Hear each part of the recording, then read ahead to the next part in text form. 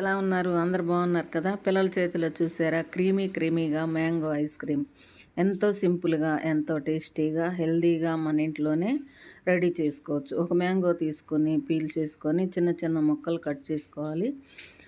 మన ఇంట్లో ఉన్న పిల్లల్ని బట్టి, తినేదాన్ని బట్టి నేనైతే ఒక మ్యాంగో తీసుకున్నాను. శుభ్రంగా పీల్ చేసి మిక్సీ జార్లోకి తీసుకోవాలి ఆ ముక్కలన్నీ. ఎంతో టేస్ట్ ఉంటుందండి. మరి మ్యాంగో సీజన్ ఉన్నప్పుడే అన్ని టేస్ట్లు మనం అనుభవించాలి.